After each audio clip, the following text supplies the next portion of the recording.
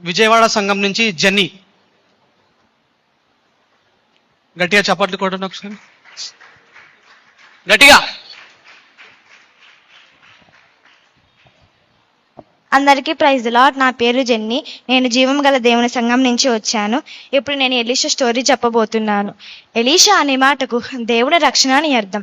దేవుని ప్రణాళికలను బట్టి దైవజనుడైన ఏలియా చేత అభిషేకం నొంది దేవుని పక్షముగా అనేకమైన అద్భుతాలను చేసి తాను మరణించిన తరువాత కూడా తన ఎముకలను అంటుకున్న శవానికి జీవం వచ్చే అంత అభిషేకం పొందుకొని గొప్ప సేవ చేసిన దైవజనుడైన ఎలీషా గురించి మనం తెలుసుకుందాం. ఎలీషా యొక్క తండ్రి పేరు షాపాతు. అబెల్మహోలా అనే ఊరిలో వ్యవసాయం చేస్తూ ఉండేవారు. దేవుని మాటను బట్టి ఎలీషాను కలుసుకునే సమయానికి ఎలీషా చేస్తున్న పని ఏంటంటే తన పొలంలో 12 అరకుల చేత దుక్కి దున్నించుచు 12. విజయవాడ సంఘం నుంచి జెన్నీ. గట్టిగా చప్పట్లు కొట్టండి ఒకసారి, గట్టిగా.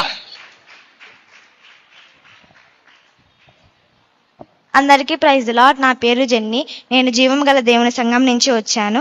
ఇప్పుడు నేను ఎలీషా స్టోరీ చెప్పబోతున్నాను. ఎలీషా అనే మాటకు దేవుని రక్షణ అని అర్థం. దేవుని ప్రణాళికలను బట్టి దైవజనుడైన ఏలియా చేత అభిషేకం నొంది దేవుని పక్షముగా అనేకమైన అద్భుతాలను చేసి తాను మరణించిన తరువాత కూడా తన ఎముకలను అంటుకున్న శవానికి జీవం వచ్చే అంత అభిషేకం పొందుకొని గొప్ప సేవ చేసిన దైవజనుడైన ఎలీషా గురించి మనం తెలుసుకుందాం. ఎలీషా యొక్క తండ్రి పేరు షాపాతు. అబెల్మహోలా అనే ఊరిలో వ్యవసాయం చేస్తూ ఉండేవారు. దేవుని మాటను బట్టి ఎలీషాను కలుసుకునే సమయానికి ఎలీషా చేస్తున్న పని ఏంటంటే తన పొలంలో 12 అరకుల చేత దుక్కి దున్నించుచు 12 వరకును ఆయన తోలుచుండగా ఏలియా ఒక దుప్పటి ఎలీషా గారి మీద వెయ్యగా ఆయన తన ఎడ్డను విడిచిపెట్టి ఏలియాతో ఇలా అంటాడు, నేను వెళ్ళి నా తల్లిదండ్రులను ముద్దు పెట్టుకొని తిరిగి నీ దగ్గరకు వచ్చి నిన్ను వెంబడిస్తానని చెప్తాడు. అప్పుడు ఏలియా, నీవు వెళ్ళుము, నా వల్ల నీకు అభ్యంతరం ఏమీ లేదని చెప్తాడు.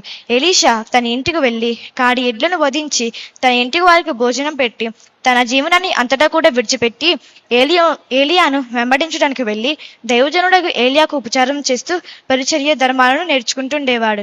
ఏలియా ఆకాశమునకు ఆరోహణమయ్యే దినమున ఏలియా ఎలీషాను చూసి, నేను నీ యొద్ద నుండి తీయబడకు మునుపు నేను నీకు ఏమి చేయాలని నీవు కోరుకుంటున్నావు అని అడిగినప్పుడు ఎలీషా ఏలియాను చూసి, నీకు కలిగిన ఆత్మలో నాకు 2 పాళ్ళు నా మీదకి వచ్చినట్లు దయచేయమని మనవి చేసుకుంటాడు. అప్పుడు ఏలియా, నువ్వు అడిగినది చాలా కష్టం, అయితే నేను నీ యొద్ద నుండి తీయబడక మునుపు నేను నీకేమి చేయాలని నీవు కోరుకుంటున్నావు అని అడిగినప్పుడు ఎలీషా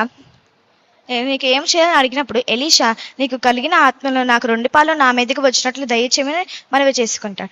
అప్పుడు ఏలియా, నువ్వు అడిగినది చాలా కష్టం, అయితే నీ యొద్ద నుండి తీయబడక మునుపు నేను నీకు కనపడిన నీవు కోరుకున్న ప్రకారమే జరుగుతుంది అని చెప్తాడు. వారిద్దరు మార్గంలో ఉండగానే అగ్ని రథములు వచ్చి ఏలియాను ఆకాశంలోకి తీసుకువెళ్తాయి. ఆయన ఆకాశంలోకి ఎత్తబడుచున్న సందర్భాన్ని ఎలీషా చూసి, నా తండ్రి ఇశ్రాయేలు రథములను నీవే అని కేకలు వేస్తూ తన వస్త్రాన్ని 2 ముక్కలుగా చింపుకొని కేకలు వేస్తుండగా ఏలియాకు దుప్పటి కింద పడగా అది తాను తీసుకొని తన ఒంటి మీద కప్పుకొని యోర్దానుకు వచ్చినప్పుడు తన ఒంటి మీద ఉన్న ఏలియా దుప్పటిని తీసి యోర్దాను మీద కొట్టి ఆ నీటి మీద కొట్టి ఏలియా యొక్క దేవుడైన యెహోవా ఎక్కడని అడగగా యోర్దాను విడిపోతుంది. ఎలీషా దాన్ని దాటి ఎరుకోకు వెళ్ళిపోతాడు. ఏలియా ప్రవర్తలు ఎలీషాను చూసి ఏలియా ఆత్మ ఎలీషా మీద నిలిచి ఉందని చెప్పుకొని ఆయన దగ్గరకు వెళ్ళి ఆయన ఎలీషాకు సాష్టంగా నమస్కారం చేసి, నీవు ఉన్న ఈ చోటు రమ్యమైనదిగా కనబడుతుంది కదా, కానీ దీని నీళ్లు మంచివి కావు, అందువలన ఈ భూమి నిస్సారంగా ఉంది అని చెప్తారు. ఎలీషాకు చెప్పినప్పుడు ఎలీషా వారితో, ఒక కొత్త పాత్రలో ఉప్పు వేసుకొని తీసుకొని రండి అని చెప్తాడు. వారు దానిని తీసుకొని వస్తారు. ఎలీషా ఆ నీటి ఊట దగ్గరకు వెళ్ళి దాంట్లో ఉప్పు వేసి, నేను ఈ నీటిని బాగు చేశాను, ఇక ఈ భూమి నిస్సారంగా ఉండదు అని చెప్తాడు. అందువలన ఆ నీరు నేటి వరకు కూడా మంచిదిగా ఉంది. యూదయరాజు, ఇశ్రాయేలు రాజు, యోదము రాజు వీరు యుద్ధం కోసం 7 రోజులు తిరిగి యోదము అరణ్యంలో చిక్కుకుంటారు. అక్కడకు ఎలీషాను పిలుస్తారు. ఆయనను వీణ వాయించే వారిని తీసుకుని రమ్మంటారు. వీణ వాయించే వారు వచ్చి వీణ వాయిస్తుండగా దేవుని హస్తం ఎలీషా మీదకి వచ్చి లోయలో గోతులు త్రవ్వమని చెప్తూ వర్షం వచ్చినా రాకపోయినా, గాలి వచ్చినా రాకపోయినా మీకు, మదకి, పశువులకు, సైనికులకు ఎప్పుడునూ త్రాగడానికి నీరు ఉంటుంది అని చెప్తాడు. ఎలీషా వారితో, ఇది దేవుని దృష్టికి అల్పమే, మోయాబీయులను మీ చేతికి అప్పగిస్తున్నాడు, ఆ ప్రకారం గల పట్టణాన్ని మీరు పట్టుకుంటారు అని ఎలీషా వారితో చెప్పినప్పుడు లోయల గ్రోతులు తవ్వగానే ఉదయానికల్లా యోధము ప్రాంతం అంతటా కూడా నీళ్లతో నిండి ఉంటుంది. మోయాబీయులు వచ్చినప్పుడు వారికి ఆ నీరు కనబడుతుంది. ఆ నీరు వారికి ఎలా కనబడుతుందంటే సూర్యుని వెలుగున వల్ల ఆ నీరు రక్తంలా కనబడుతుంది.